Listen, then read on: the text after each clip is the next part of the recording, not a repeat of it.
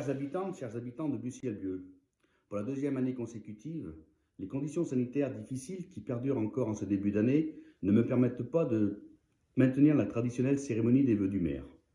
Je le regrette sincèrement, car les vœux sont un moment d'échange dans un cadre convivial et une occasion de prendre des nouvelles des uns des autres. Nous devons donc faire preuve d'imagination. C'est pourquoi nous innovons avec cette vidéo. J'ai donc le plaisir, avec le conseil municipal, de vous présenter nos meilleurs vœux pour cette nouvelle année 2022. Je tiens plus que jamais à vous souhaiter, ainsi qu'à vos proches, une bonne santé et de moments de bonheur partagés.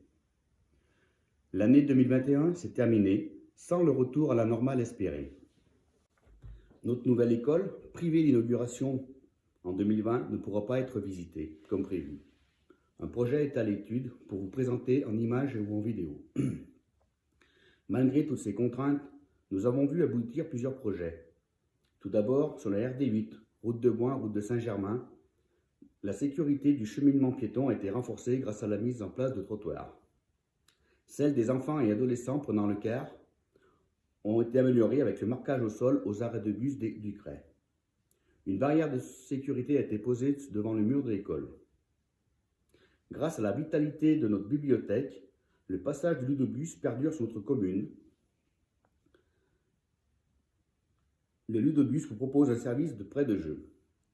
Le planning est en ligne sur notre site internet et sur l'application Iliwap, application qui connaît un réel succès.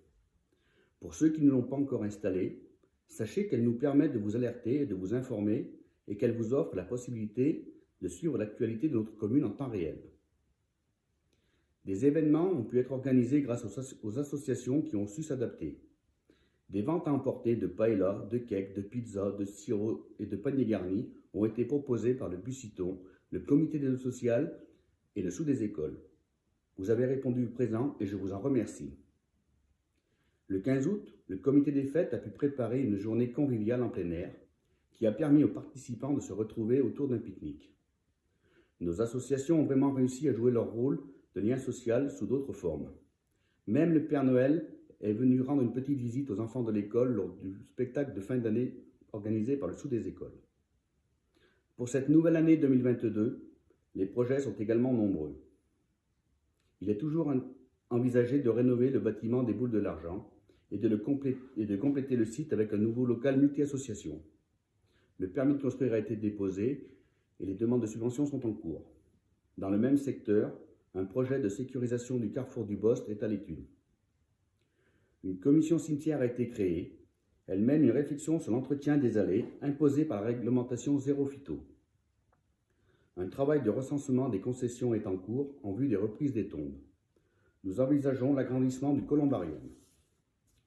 Sur le plan de la sécurité de tous, la commune participe à un projet intercommunal d'installation de caméras de vidéoprotection.